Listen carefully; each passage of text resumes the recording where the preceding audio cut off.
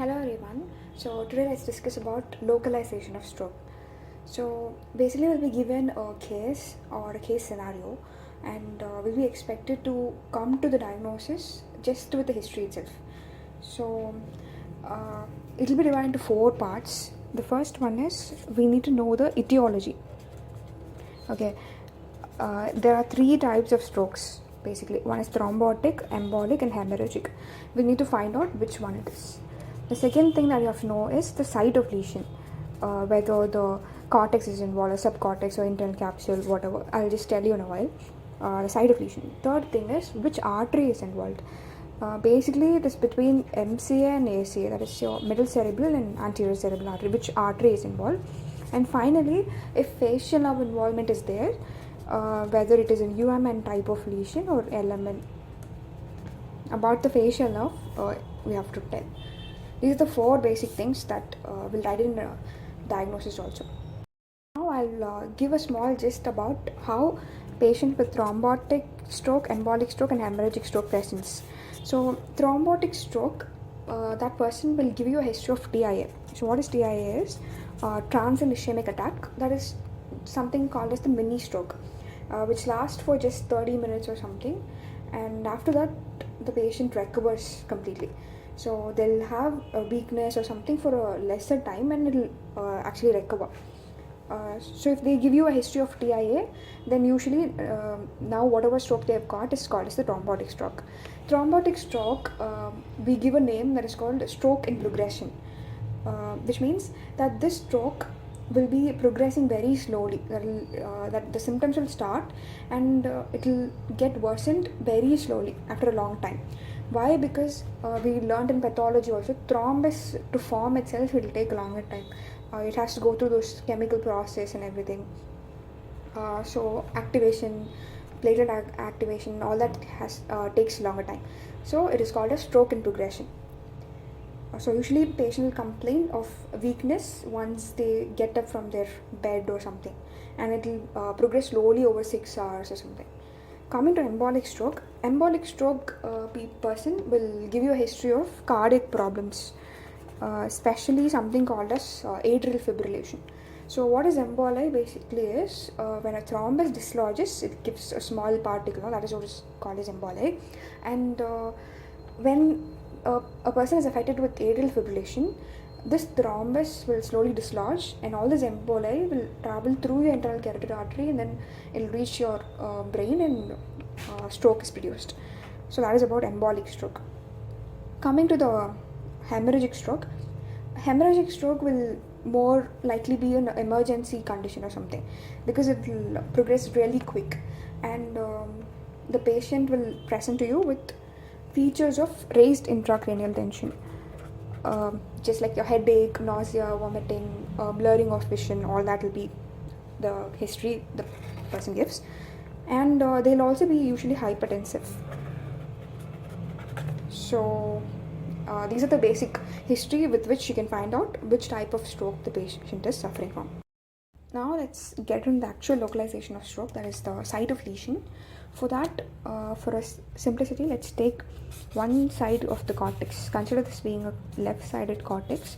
Similarly, you'll have a right-sided cortex, but for a easy understanding, let's take one particular cortex alone. And what happens? All the fibers from this cortex will condense into this smaller area, and this is what is called as internal capsule. Then again they descend down, and what you have here is called as your brainstem, which contains three structures: pons, midbrain, and medulla. What happens at the level of medulla? No, all these fibers will decussate, and this is the important thing that you have to note. Decussate meaning it will turn around, and then it again descends down to reach the spinal cord. So consider this as a spinal cord. Now what happens?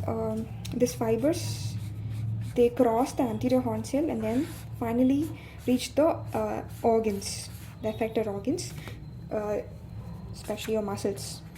So you have a input, no, sensory input and motor output. So this is an output fibers. So this, I'll just name it for you.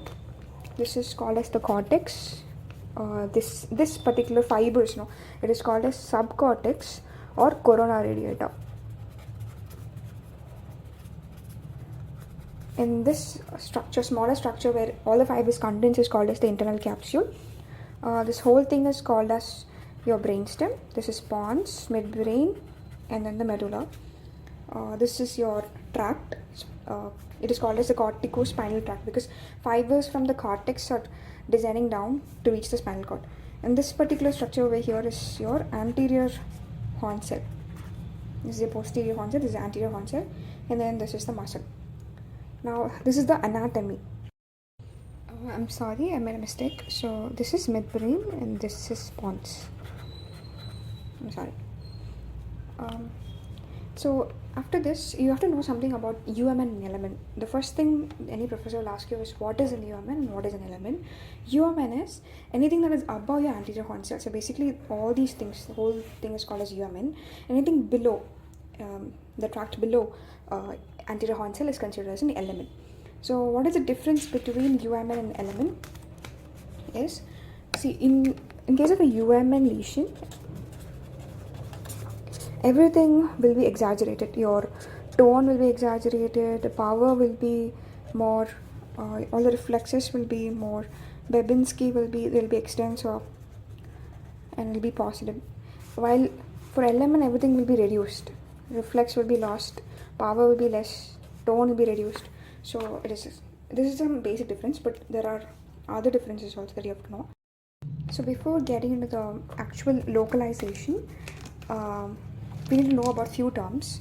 There is something called as hemiplegia and hemiparesis. So what is the difference? What is plegia and what is paresis? Plegia is total paralysis, that is 0 by 5 is the power.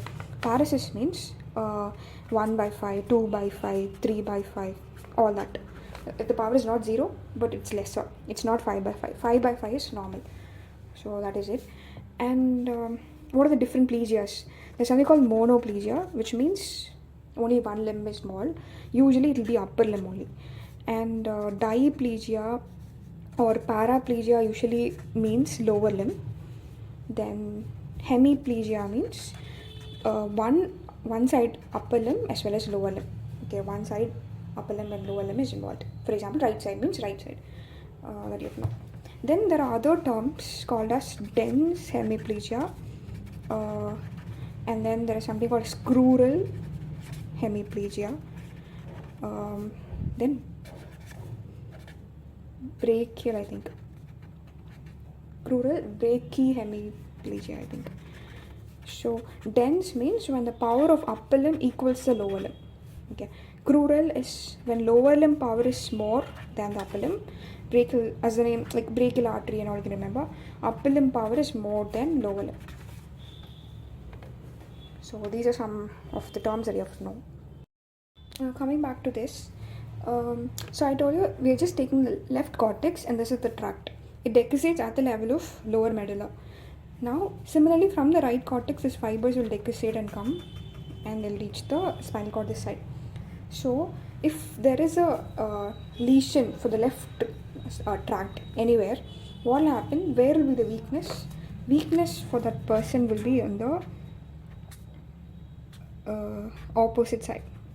Okay, here will be right-sided weakness will be present. Although the lesion is at the left-sided cortex, right-sided weakness will be present for that person because the fibers will decussate at the level of medulla. Similarly, if right cortex is involved, the weakness will be present on the left-sided. Now that's about the tract. Our brainstem, no, it not only has this tract alone, it will have nucleus of a cranial nerves. There are 12 cranial nerves and all their nucleus will be located here, except 2. So to remember that, we have something called as rule of 4 for easier remembrance. So what is this rule of 4? 4 cranial nerve nuclei will be present in the midbrain, 4 in the pons and 4 in the medulla. So what are the 4 cranial nerves? 1, 2, 3, 4. Here I'm just writing 3 and 4 on the medial side. Here how much should come? 5, 6, 7, 8, right? So I'm writing 6 and 8, and then 9, 10, 11, 12,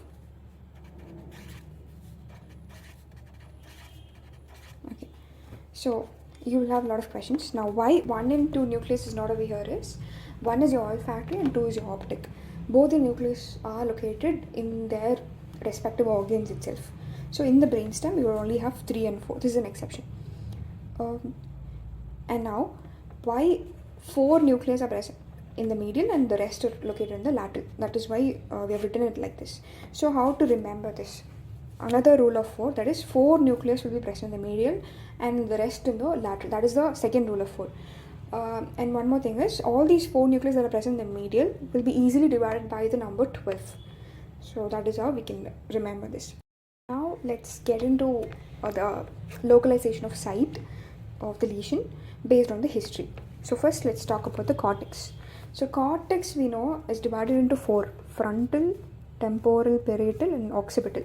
So each cortical areas will have certain history, certain functions. So first let's talk about the frontal. Frontal, the basic history you can elicit is, initiation and inhibition. That is the basic function. For example, a person wants to urinate. The process of initiating it and stopping it, inhibiting it, it's controlled by your frontal cortex. And other than that, all the behavioral problems, behavioral history, if the person has, then usually frontal cortex lesion is there. And one more thing is, there is one speech area that is called Broca's area. We have 2 speech areas. One is Broca's, which is present in the frontal cortex. Wernicke's is present in the occipital cortex. So Broca's is, they'll have broken speech, while Wernicke's is, you cannot understand their speech. So it will be like that. So these are the histories that you can think of in case of a frontal cortex. Moving on to the temporal. Temporal, usually if hearing problem, if they complained, then some more is there, but right now I'm not remembering.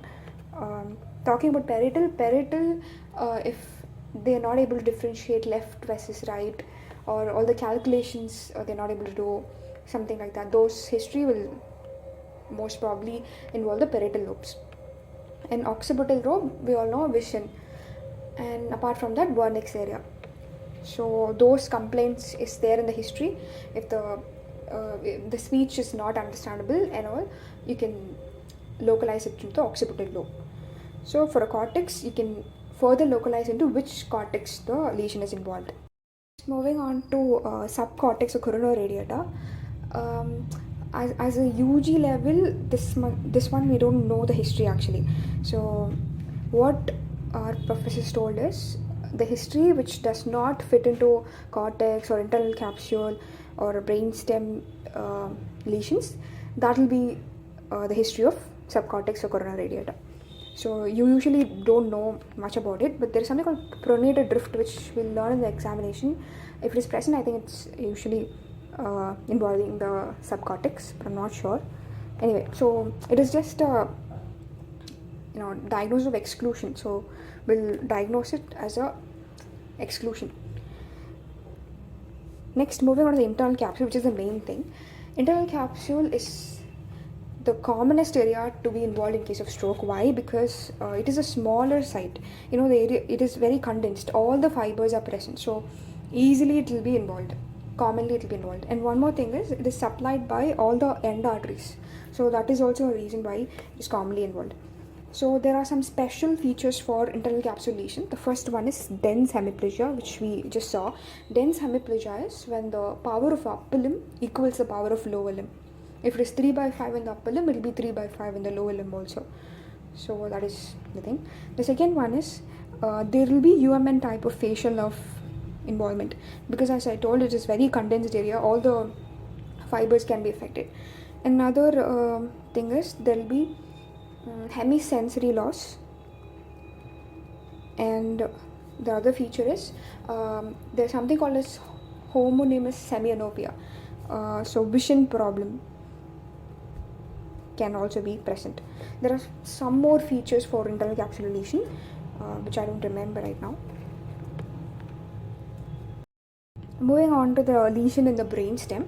So this is very easy, because if cranial nerve number 3 is involved, if the lesion is at this level, obviously if third nerve is involved, then the person will present to you with diplopia, because oculomotor nerve nucleus is affected, so they'll have diplopia. So that is how you localize. if suppose seventh nerve is involved and it's at the level of pons, you will have an element type of lesion. Now you will be a bit more confused about UMN and LMN. UMN and LMN for a tract is different, and UMN and LMN for a nucleus is different. So just like this cortical spinal tract, which is a motor tract, tracts will go for the nucleus also, for the cranial nerve nucleus also, which I'm not drawing here because it will be more confusing. So those tracts which are going through the nucleus is called as corticobulbar tracts. So a lesion at this level for the seventh cranial nerve is called as LMN. Why? Because any lesion at the level of nucleus and below that will be considered as LMN, and anything above the level of nucleus is, the tract which goes, is considered as UMN in case of a facial nerve or any of the cranial nerves. Now let's talk about how to localize the artery which is involved. So for that we have studied something called as motor homunculus in physiology or something, where you'll have this cortex and you'll have this bigger part covered by the face, and you'll have thumb drawn bigger and the other fingers, and on the medial side you'll have the leg drawn. Okay, so now in this you have to know which is supplied, it will be like this, which is supplied by the middle cerebral and which is by the anterior cerebral. So majority of the part of involving your legs and hands will be supplied by the anterior cerebral, and face and hands will be supplied by the middle cerebral artery. So now if the power of you've got is more towards the lower limb, then usually you can write anterior cerebral artery is involved. But in case of hemiplegia, which is more common, in case of internal capsular lesion, hemiplegia and all, you will have equal. I told you there will be dense hemiplegia, so you will have upper limb and lower limb power will be equal. In that case, it is usually middle cerebral artery which is involved. The hand involvement, facial weakness is there, and all, usually it is middle cerebral artery.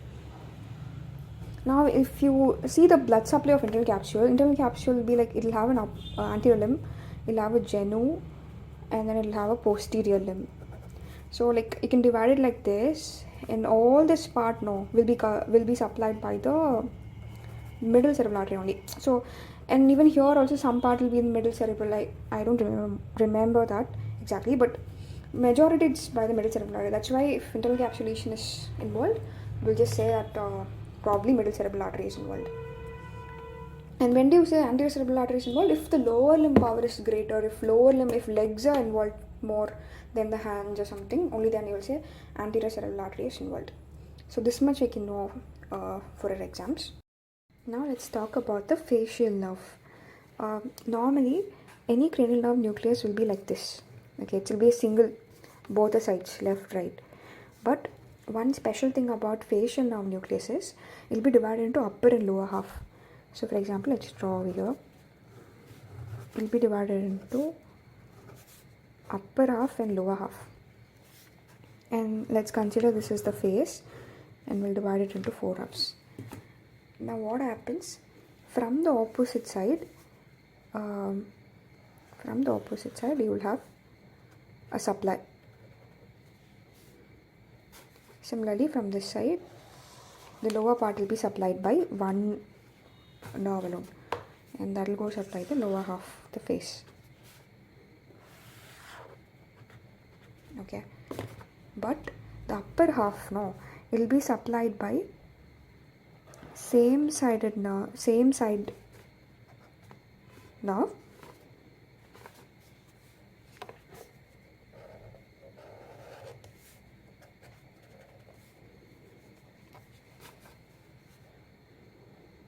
and one from the opposite side also.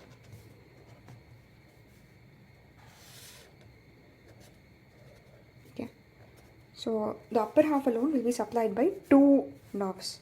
It will seem little confusing, but this is how it is supplied. Now So after this will come and supply the upper half of the face. It's nothing. The upper half alone will have two nerve supply, that is one from the same side and another from the opposite side. Lower half will just have one supply from the opposite side, both the side. So now I told you UMN lesion is anything above. LMN lesion is at the level of nucleus and below. So first let's talk about the UMN lesion. So here is the lesion. This whole thing is cut. Now how will the patient present? See, so since this whole thing is cut, same sided supply will be lost. But there is one supply from the opposite side. So this part will be spared. Similarly, here if it is cut also, there is supply from the same side. So this part alone also will be spared. What will be affected is this opposite side, lower half. Only that will be affected in UMN lesion. So basically this part only will be affected. Although the lesion is at the left side, left-sided UMN lesion will give rise to right-sided mouth deviation. Okay, weakness. This is the UMN facial palsy. But suppose if the lesion is at this level, okay, if the whole nucleus is gone or anything below, at this level if it is there, then what happens? The whole two nerves also will be affected. So it will be like this. This whole side, same side, the same side face will be affected. Same side, half of the face will be affected. This is LMN type of facial palsy, and this is UMN type of facial palsy. That's it. Now let's try to solve this case. So before that, I'll just tell what is a crossed hemiplegia.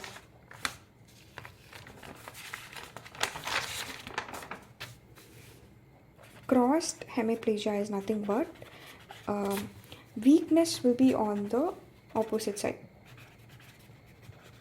Okay, the cranial nerve weakness. Suppose you have a lesion in the left side, you know right side will be weakened. So that is how it is. So opposite side weakness, but same side cranial nerve palsy or something.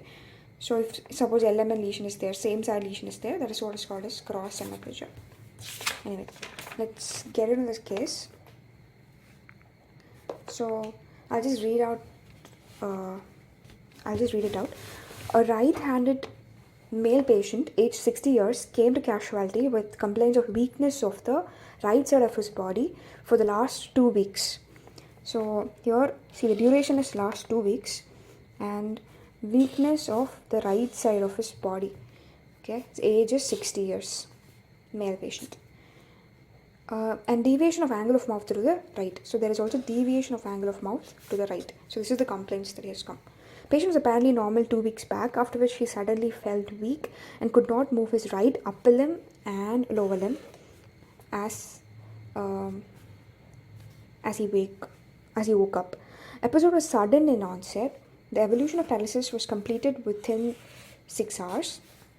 Patient complained of headache, giddiness at the beginning. History of inability to lift the right hand and grip the footwear with right foot. There is no history of loss of consciousness or loss of sensation. There was no history of difficulty in hearing or speech. No history of loss of bladder control or bowel control or any vomiting, convulsions, double vision and all. But he complained of deviation of angle of mouth to the right side during eating, during his speech, and when he attempted smiling. And there is no other history. So these are the marked ones are the important history.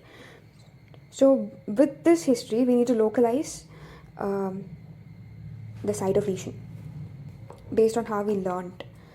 See, first let's localize the etiology. So the etiology would be a 60-year-old patient, and the duration is for the last 2 weeks. So with this itself, we can say that it can be either embolic or thrombotic, most probably thrombotic. And so before that, see, weakness is on the right side of his body. So where will be the lesion? So we just know the lesion will be on the left side. So 1 point we'll know. The other one is there is deviation of angle of mouth. So there is some UMN facial nerve palsy is there. Okay, that also you know from this history. And the other one, because the weakness is for the last 2 weeks, I'll suspect thrombotic, or let's keep embolic also with us. So he could not move his right upper limb and lower limb. So there is hemiplegia. Okay, right-sided hemiplegia is there. The sudden onset and the evolution was completed within 6 hours. See, he complains of headache and giddiness at the beginning, but if headache is associated with loss of consciousness or blurring of vision, vomiting, then we'll suspect hemorrhagic. Okay, hemorrhagic will be sudden. It won't be there for last 2 weeks and all. So we'll just rule out that. And so based on this history, this much only we can get. So we'll just think of thrombotic based on this. See, there is no history of palpitations and all. It's written here, right? Palpitation, chest pain, or something. No cardiac problems. There is no nothing like that. So we'll most probably think of thrombotic. Now after the etiology, site of lesion. For the site of lesion, see, they have ruled out all the things. They have ruled out there is no loss of bladder or bowel control.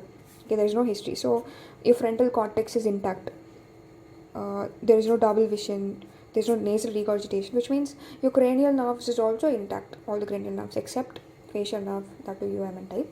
Other than that, everything is intact, which means you're ruling out the cortical thing as well as the brainstem. So subcortex also, we won't know the history basically. So most probably the lesion is at the level of internal capsule. And one more thing is, if cortex is involved, mostly it will be monoplegia. Because if you look into this picture, cortex is a bigger area.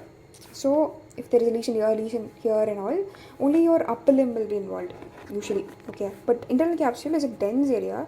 Even if there is a small lesion here also, both upper limb and lower limb will be involved. So you'll have hemiplegia mostly in the internal capsule region only. Hemiplegia can happen only up till the level of C5, because after that, if the spinal cord is affected, usually you will get paraplegia only. Lower limb alone will be affected. Okay, so that is why we'll mostly suspect the site of lesion to be at the internal capsule. But there is no evidence and all, there is no history, but we'll just suspect, okay, because there is no, the cortex is not involved as well as the brainstem is not involved. Then after the site of lesion, artery. Again, here upper limb as well as lower limb is involved, no? So mostly, and we are suspecting internal capsule, so we will think of middle cerebral artery. If lower limb alone is predominantly involved, then only you'll say anterior cerebral artery is involved. So you'll just write middle cerebral artery. And the final thing is about the palsy.